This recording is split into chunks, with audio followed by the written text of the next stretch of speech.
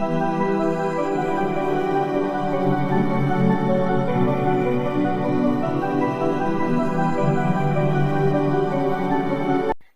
my dear student, today in this video I am going to explain about the class 10 social science, the political science chapter 1 Indian democracy, and this one part 3. Today's first topic is the federal characteristics of the Indian political system. মানে ভাৰতৰ ৰাজনৈতিক ব্যৱস্থাৰ যুক্তৰাষ্ট্ৰীয় বৈশিষ্ট্য. Federal means যুক্তৰাষ্ট্ৰীয় and characteristics means বৈশিষ্ট্য. Before going to know about the characteristics of the Indian federal system, it is essential to know what a federal state. মানে ভাৰতবৰ্ষৰ যুক্তৰাষ্ট্ৰীয় ব্যৱস্থাৰ বিষয়ে জনাৰ আগতে যুক্তৰাষ্ট্ৰনো কি সেইটো জনা দৰকাৰী। The English term federation is derived from the Latin word foedus. Its literal meaning is agreement or treaty. মানে ফেডাৰেশ্যন শব্দটো লেটিন শব্দ ফডাছৰ পৰা আহিছে যাৰ অৰ্থ চুক্তি বা সন্ধি। Means federal state is a union of states united through mutual agreement or treaty. মানে যুক্তৰাষ্ট্ৰ বা ফেডাৰেল ষ্টেট মানে হৈছে পাৰস্পৰিক সন্ধি বা চুক্তিৰ দ্বাৰা সন্মিলিত মানে মিউচুৱেল হোৱা কিছুমান ৰাজ্যৰ গোট মানে union of states.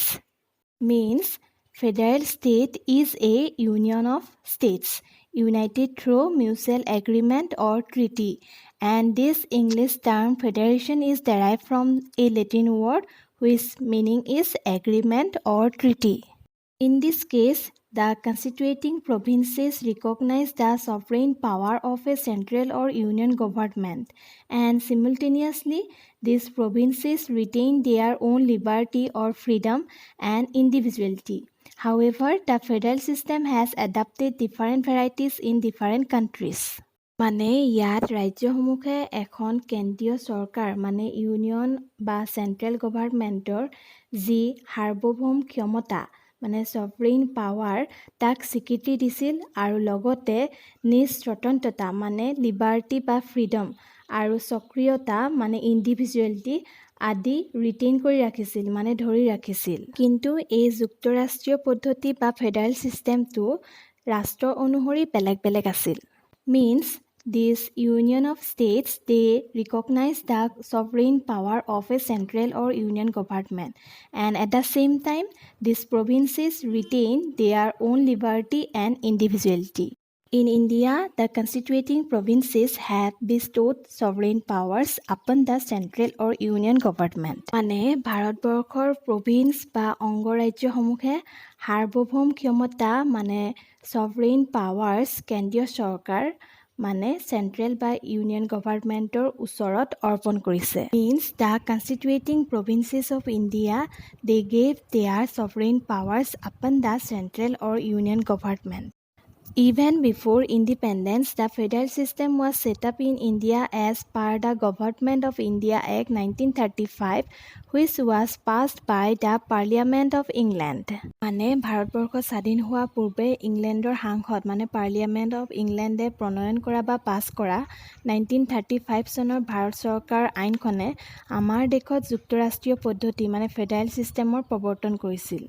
This act introduced federal system in pre-independence India on the basis of two-tier government such as central or union and provincial and distribution of powers.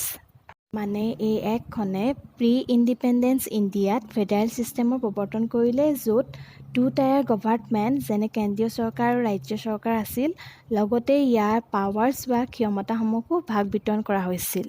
Means in India, the federal system was set up according to the Government of India Act 1935, which was passed by the Parliament of England. And according to this act, India have two tiers of government such as central government and provincial government, and also they distributed their powers. The federal system introduced by the new constitution was not at all unfamiliar to the people of India. মানে ভাৰতবৰ্ষৰ নতুন সংবিধানে আৰম্ভ কৰা federal চিষ্টেমটো ভাৰতৰ মানুহৰ বাবে সম্পূৰ্ণ অচিনাকি বা আনফেমিলিয়াৰ নাছিল। The federal system was first introduced in the United States of America. Thus, the USA is regarded as the homeland of federation. মানে পৃথিৱীৰ ফেডাৰেল ছিষ্টেমৰ প্ৰথম প্ৰৱৰ্তন হৈছিল আমেৰিকা যুক্তৰাষ্ট্ৰত আৰু সেইবাবে আমেৰিকাক যুক্তৰাষ্ট্ৰৰ গৃহভূমি মানে হোমলেণ্ড অফ ফেডাৰেশ্যন বুলি কোৱা হয়। Means the USA is regarded as the homeland of federation because the federal system was first introduced in the United States of America. However, the makers of Indian Constitution followed the Constitution of Canada while choosing federal system for India. মানে আমাৰ constitution মেকাৰসকলে ভাৰতবৰ্ষৰ federal system প্ৰৱৰ্তন কৰাৰ ক্ষেত্ৰত Canada যুক্তৰাষ্ট্ৰৰ কনষ্টিটিউশ্যনখন follow' কৰিছিল। Here a question arises as to why the makers of the Indian Constitution adopted the Constitution of Canada instead of the USA. মানে এইখিনিতে এটা প্ৰশ্ন আহে যে কি কাৰণে আমেৰিকাৰ কনষ্টিটিউশ্যনখন ফ'ল' নকৰি আমাৰ কনষ্টিটিউশ্যন মেকাৰসকলে কানাডাৰ কনষ্টিটিউশ্যনখন ফ'ল' কৰিছিল। In fact, the system of the USA was the real federal system where the constituent states enjoy more freedom and dual citizenship supported by a separate constitution. মানে আমেৰিকা যুক্তৰাষ্ট্ৰীয় পদ্ধতিটো আছিল real federal system য'ত অংগৰাজ্যবিলাকক মানে constituent ষ্টেটছবিলাকক অধিক স্বতন্ত্ৰতা মানে মোৰ ফ্ৰীডম দিয়াৰ লগতে ডুৱেল চিটিজেনশ্বিপ আৰু ছেপাৰেট কনষ্টিটিউশ্যনৰ সুবিধাও দিয়া হৈছিল। Means the US have the real federal system where the constituent states enjoy more freedom and dual citizenship supported by a separate constitution.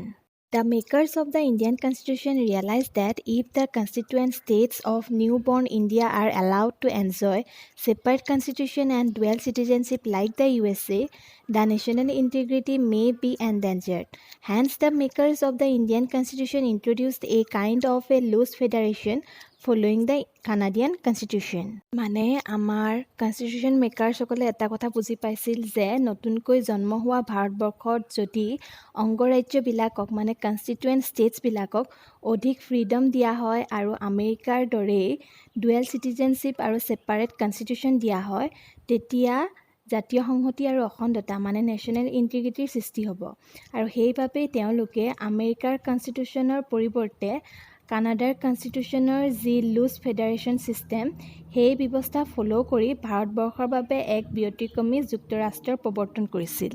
Means the makers of the Indian Constitution adopted the Constitution of Canada instead of the USA because they realized that if the constituent states of newborn India are allowed to enjoy separate constitution and dual citizenship like the USA, the national integrity may be endangered.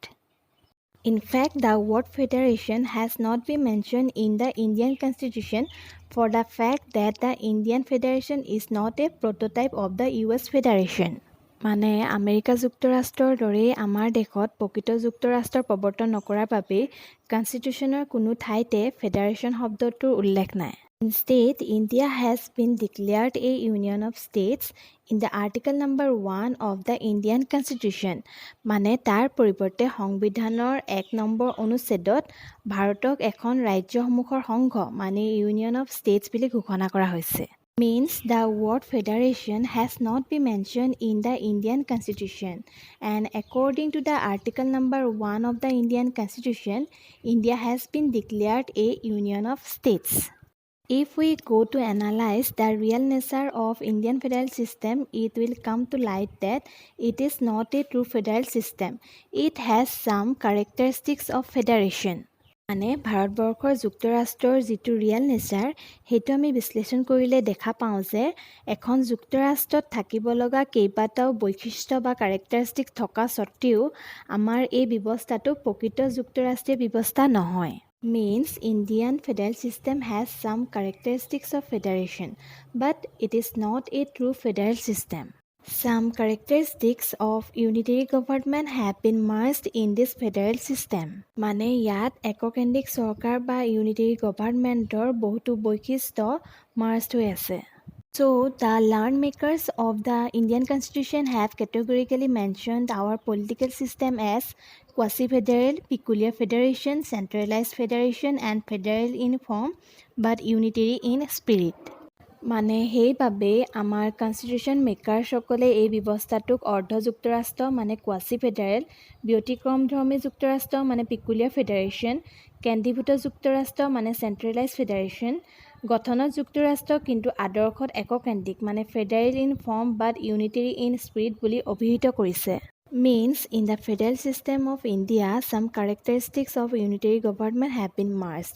So the makers of the constitution, they mentioned our political system as quasi-federal, peculiar federation means uncommon, centralized federation means under a single authority, and federal in form but unitary in spirit. Unlike the constituent states of the USA, the constituent states of India have no right to secede from the Indian Union. মানে ইউএছৰ দৰে আমাৰ যুক্তৰাষ্ট্ৰত অংগৰাজ্যসমূহৰ মানে constituent ষ্টেটছসমূহৰ separate হোৱাৰ কোনো অধিকাৰ নাই। Unlike in some other federal states as in the USA, the constituent states of the Union of India do not have the provision of a separate constitution for them.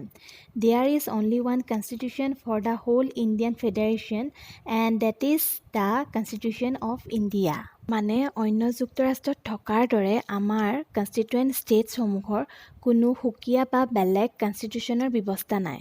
সমগ্ৰ ভাৰতৰ বাবে এখন কনষ্টিটিউশ্যনেই আছে আৰু সেইখনেই হ'ল ভাৰতীয় সংবিধান বা constitution of India. Means in India, the constituent states have no right to secede from the Indian Union, and they do not have the provision of a separate constitution for them. There is only one constitution for the whole Indian Federation, and this is called Constitution of India. The central government in India is more powerful than the government of other federal states. মানে অন্য যুক্তৰাষ্ট্ৰৰ তুলনাত ভাৰতবৰ্ষৰ কেন্দ্ৰীয় চৰকাৰ মানে central government অধিক শক্তিশালী।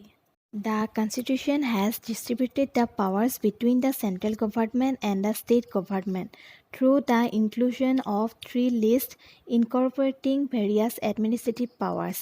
Yet all the important powers have been centralized to the central or union government. মানে যদিও সংবিধানখনে 3খন লিষ্টৰ জৰিয়তে চেণ্ট্ৰেল গভৰ্ণমেণ্ট আৰু ষ্টেট গভৰ্ণমেণ্টৰ মাজত পাৱাৰসমূহ বিতৰণ কৰি দিছে, তথাপিও কিন্তু সকলো গুৰুত্বপূৰ্ণ ক্ষমতা মানে ইম্পৰ্টেঞ্চ পাৱাৰ্ছখিনি চেণ্ট্ৰেল গভৰ্ণমেণ্টৰ ওচৰত কেন্দ্ৰীভূত হৈ আছে। Means in India, the central government is more powerful than the other government. And the constitution, they distributed the powers between the center and the state government. But the important powers have been centralized to the central or the union government. The appointment procedure of the governors in the constituent provinces does not corroborate the federal character of India. মানে constituent প্ৰভিন্সত থকা গভৰ্ণৰ্ছ বা ৰাজ্যপালসমূহক appointment বা নিযুক্তি দিয়াৰ যি প্ৰক্ৰিয়া বা প্ৰচিডিঅ'ৰ, সেই প্ৰক্ৰিয়াই ভাৰতবৰ্ষক যুক্তৰাষ্ট্ৰীয় চৰিত্ৰ মানে ফেডাৰেল কাৰেক্টাৰ প্ৰদান কৰা নাই। The governor performs his her role as the representative of the central government in the state. মানে গভৰ্ণৰ বা ৰাজ্যপালে ৰাজ্যখনত বা ষ্টেটখনত কেন্দ্ৰীয় চৰকাৰৰ মানে চেণ্ট্ৰেল গভৰ্ণমেণ্টৰ প্ৰতিনিধি বা ৰিপ্ৰেজেণ্টেটিভ হিচাপে কাম কৰে। Means the governors, they perform their role as the representative of the central government in the state. Unlike the USA, the provision of dual citizenship has not been granted in India. One citizen is the only citizen of India. He cannot be a citizen of other constituent state. For such and other reasons, Indian federal system is an exceptional one. মানে ইউএছৰ দৰে ভাৰতবৰ্ষত dual চিটিজেনশ্বিপৰ ব্যৱস্থা নাই। ইয়াৰ এজন নাগৰিক একমাত্ৰ ভাৰতবৰ্ষৰ নাগৰিকহে হ'ব পাৰিব। তেওঁ কোনো কনষ্টিটুৱেণ্ট ষ্টেটছৰ নাগৰিক হ'ব নোৱাৰে আৰু এনেধৰণৰ বহুতো কাৰণৰ বাবে ভাৰতবৰ্ষৰ যুক্তৰাষ্ট্ৰ ব্যতিক্ৰমধৰ্মী বা exceptional. Means Indian federal system is an exceptional one because in India, the dual citizenship has not been granted. One citizen is the only citizen of India, and he or she cannot be a citizen of other constituent state. It has already been mentioned that the main reason behind adopting such an exceptional federal structure was to ensure the sovereignty and integrity of the country. However, occasionally demands are raised to bring certain constitutional amendments to India's federal structure in order to give some freedom to the constituent provinces. Because of such demands, the Sarkaria Commission was set up in 1983. মানে ভাৰতবৰ্ষত exceptional federal structure প্ৰৱৰ্তন কৰাৰ মূল কাৰণটো already উল্লেখ কৰা হৈছে আৰু সেই কাৰণটো হৈছে দেশৰ সাৰ্বভৌম আৰু অখণ্ডতাক মানে ছভাৰ্নিটি আৰু ইণ্টিগ্ৰিটিক সুৰক্ষিত কৰা। কিন্তু ভাৰতবৰ্ষৰ ফেডাৰেল ষ্ট্ৰাকচাৰটোত সংশোধন আনি তাত থকা কনষ্টিটুৱেণ্টছ প্ৰভিন্সসকলক স্বতন্ত্ৰতা বা ফ্ৰীডম প্ৰদান কৰিবৰ বাবে সময়ে সময়ে দাবী উত্থাপিত হৈ আহিছে আৰু সেই দাবীৰ বাবেই 1983 চনত চাৰকাৰীয়া আয়োগ মানে চাৰকাৰীয়া কমিশ্যন গঠন কৰা হৈছিল। Means the main reason behind adopting the exceptional federal structure for India was to ensure the sovereignty and integrity of the country. But occasionally some demands are arise to bring some freedom to the constituent provinces. So in 1983, because of these demands, the Sarkaria Commission was set up. As the conflicts between center and state have frequently occurred, bringing about a change in the centralized federal system has become a call of time to resolve such conflicts. মানে ভাৰতবৰ্ষত সঘনাই centre আৰু ষ্টেটৰ মাজত হৈ থকা সংঘাতৰ বাবে সেই সংঘাতসমূহ ছল্ভ কৰিবৰ বাবে কেন্দ্ৰীভূত যুক্তৰাষ্ট্ৰত মানে চেণ্ট্ৰেলাইজড ফেডাৰেল ছিষ্টেমত কিছু পৰিৱৰ্তন আনিব লগা হৈছিল। Means frequently some conflicts occurred between center and state, so to resolve such conflicts, the centralized federal system they need some change. The Indian federal system is mainly dependent on the center-state relationship. Observing this nature of Indian federalism, the political analysts have referred to it with a new term cooperative federation. মানে India's federal system mainly কেন্দ্ৰীয় ৰাজ্যৰ মানে central ষ্টেটৰ relationship বা সহযোগিতাৰ ওপৰত নিৰ্ভৰশীল আৰু সেইবাবে ভাৰতবৰ্ষৰ যুক্তৰাষ্ট্ৰক এটা নতুন নামেৰে নামাকৰণ কৰা হৈছে আৰু সেইটো হৈছে সহযোগিতামূলক যুক্তৰাষ্ট্ৰ মানে cooperative federation. Means the Indian federal system is mainly dependent on the center-state relationship, and observing this nature, the Indian federal system is also known as the cooperative federation.